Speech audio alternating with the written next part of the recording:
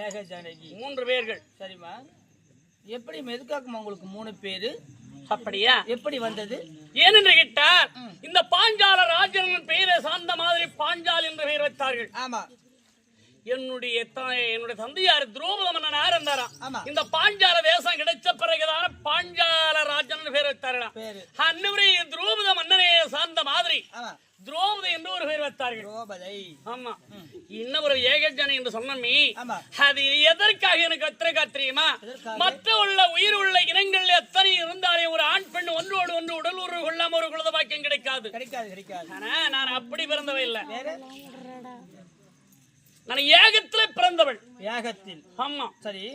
அதனால எனக்கு என்ன பேர் வைத்திருக்காது தெரியுமா? என்ன பேரு? தீத்தார் இதோ இதோ இதோ ஏகஜானாகி அண்ணானம்மா.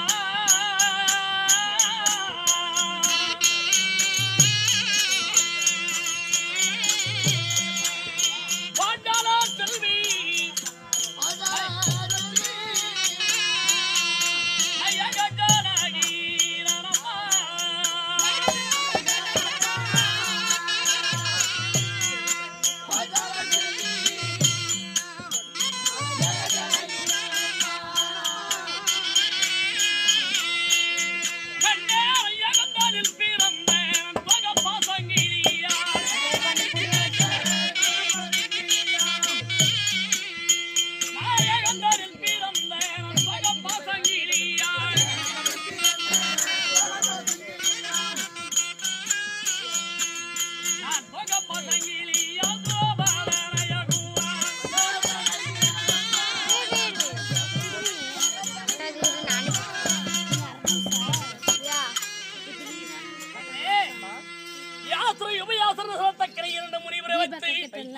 ஏகம் செய்து அந்த ஏகத்துல நான் பிறந்தவள்.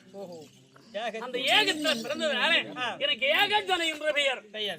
3 பேர் சரியா போச்சா? சரி. மற்றது என்ன கேட்க மாட்டேன். மற்றது ஒண்ணு கேட்க மாட்டேன். கண்ணே, ஏனென்று கேட்டால் துரியோதனாதிகள் செய்த கொடுமையால நாங்க பாரா 12 வனவாசம் கழித்து, அதே பார்த்தால் 1 வருஷம் அக்காவாசத்தை கழித்து, அதே பார்த்தாலும் பாரத போர் 18 நாள் முடிந்து இன்னைக்கு 21 நாள் ஆகிறது. இந்த 21 நாளிலே இன்னைக்கு இப்போதான் நான் செல்வாக்கு இருக்கிறேன். இந்த செல்வாக்கலை யாரால வந்தது தெரியுமா? எங்க அண்ணன் கண்ணாபுரம் இருக்கிற இல்லையா, பரந்தாமன் பாண்டுரங்கன் இருக்கிறார் இல்லையா, அன்னவராலதான் இந்த அசனாபுரியிலே நாங்கள் மிதிப்பதற்கு எங்களுக்கு ஒரு வாழ்வை கொடுத்தார் எங்க அண்ணன். உங்க அண்ணா?